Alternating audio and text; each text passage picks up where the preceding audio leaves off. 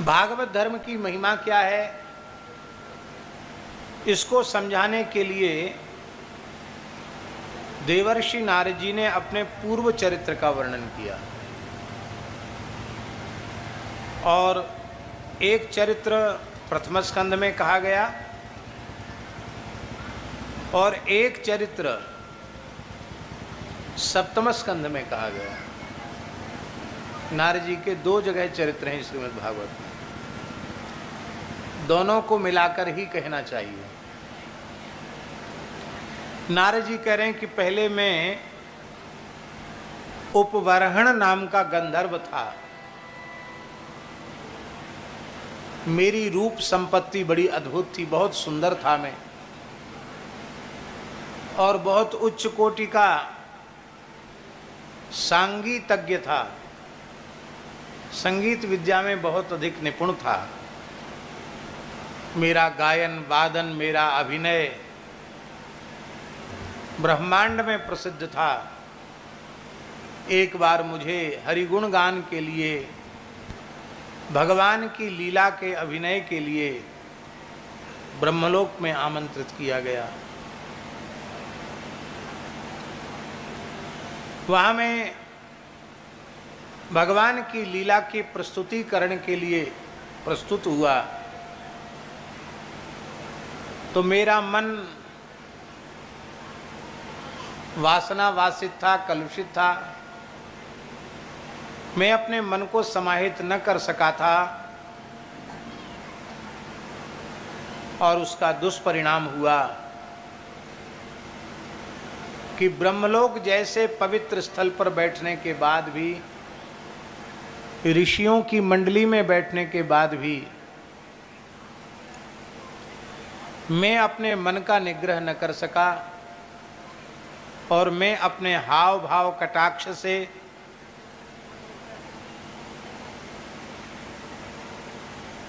ब्रह्मलोक की अप्सराओं को अपनी ओर आकृष्ट करने लगा। मेरी दुर्भावना,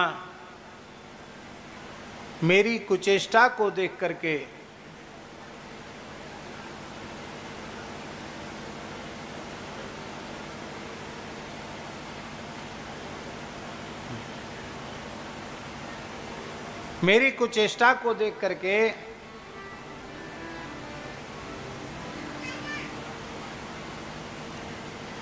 ऋषियों ने शाप दे दिया और मेरा ब्रह्मलोक से पतन हो गया और मुझे द्रुमिल नामक गोप के गृह में दासी पुत्र के रूप में जन्म लेना पड़ा। इससे एक बात प्रमाणित हो गई कि भगवान की लीला कथा का निरूपण करने वाले को कितना संयत और कितना सावधान होना चाहिए। ब्रह्मलोक पहुंचने के बाद भी नीचे गिर गया है। यह बात बिल्कुल सत्य है कि हम सुखदेव जी नहीं हो सकते। सुखदेव जी जैसे सुखदेव जी ही हैं, लेकिन क्या हम यह विचार भी नहीं कर सकते कि जिस पवित्र आसन पर भगवान ने हमें विराजमान किया है वो किसी सामान्य मनुष्य का आसन नहीं है। वह उन परमहंस चक्र चूड़ामणि आचार्य महामुनीन्द्र भगवान श्री सुखदेव जी का आसन है, जिनकी दृष्टि में स्त्री पुरुष का भी भेद नहीं है। इतना विचार हम अपने भीतर से कर लें तो हमारे निजी जीवन में अत्यंत शुचिता आ जाएगी। और ऐसी पवित्रता, ऐसी शुचिता के भाव से जो युक्त है वही भगवत चरित्र गायन का अधिकारी है।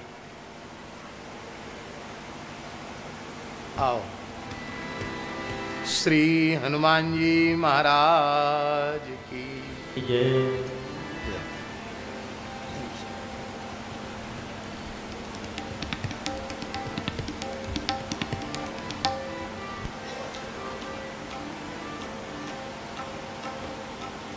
वही भगवत चरित्र गान का अधिकारी है। तो दासी पुत्र के रूप में मेरा जन्म हो गया। मेरी माता एक ब्राह्मण के यहाँ टहल का सेवा का कार्य करती थी, गौ सेवा और घर में स्वच्छता का कार्य करती थी।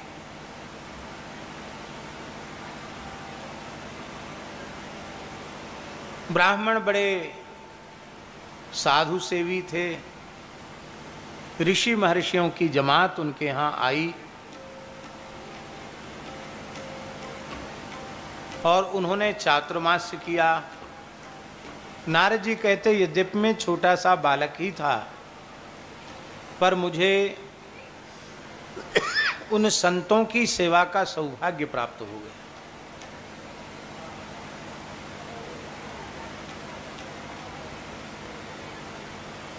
संतों का संग अमोघ होता है, कभी व्यर्थ नहीं जाता है। उन संतों का उच्छिष्ट लेते लेते मेरा अंतःकरण शुद्ध हो गया और तद्धर्म एवात्म रुचि प्रजायते, भागवत धर्म के पालन में मेरी रुचि उत्पन्न हो गई। उन संतों ने कृपा पूर्वक हमें मंत्र दिया, नमस्ते वासुदेवाय नमः संकर्षणाय च प्रद्युम्नाय निरुद्धाय सात्वताम पतये नमः, यह मंत्र दिया। सर्प दंशन से मेरी माता मृत्यु को प्राप्त हो गई और मैं अपनी माता के और्ध्वदैहिक संस्कार करने के पश्चात हिमालय की ओर बढ़ चला। एक झील में स्नान करके एक अश्वत्थ वृक्ष के नीचे बैठकर ध्यान कर रहा था, तो भगवान का चतुर्भुज स्वरूप सहसा मेरे अंतःकरण में प्रकाशित हो उठा। मैं आनंद समुद्र में डूब गया। अभी तृप्त नहीं हो पाया था कि इसी बीच भगवान की चतुर्भुज मूर्ति अंतर्धान हो गई। और जब भगवान की चतुर्भुज मूर्ति अंतर्धान हो गई तो मैं अत्यंत विकल होकर के रुदन करने लग गया।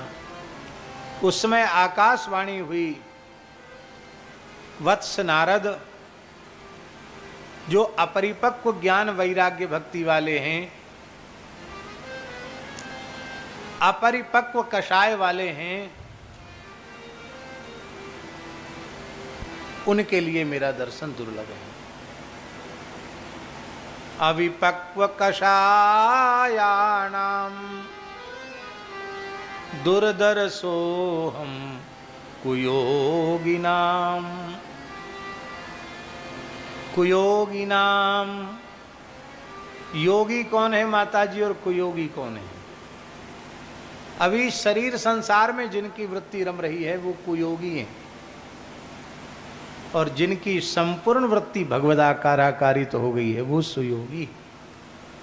अभी तुम कुयोगी हो, अपरिपक्व कषाय हो।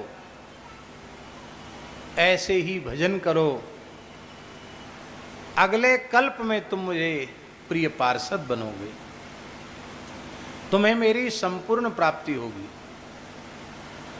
नारद जी दृप्त भक्ति का आश्रय लेकर के विचरने लगे। नारद जी कहते हैं दूसरा जन्म ब्रह्मा जी की गोद से हुआ और ब्रह्मा जी ने मुझे चतुश्लोकी भागवत का उपदेश किया। भगवान नारायण ने अपने प्रिय पार्षद के रूप में मुझे स्वीकार किया।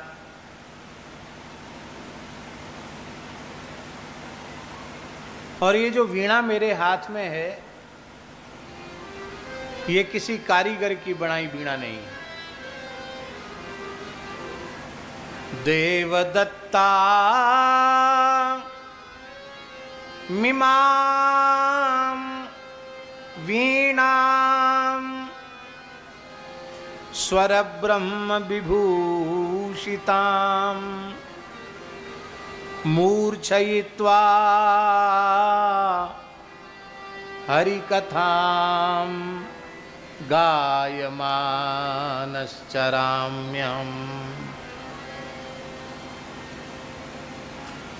यह वीणा भगवान के द्वारा दी गई वीणा है। इस वीणा के तारों का रणन में जब करता हूँ, भगवान का मंगलमय स्वरूप मेरे नेत्रों के समक्ष प्रकट हो जाता है। भगवत गुणगान करता हुआ मैं निरंतर असंग भाव से विचरण करता रहता हूँ।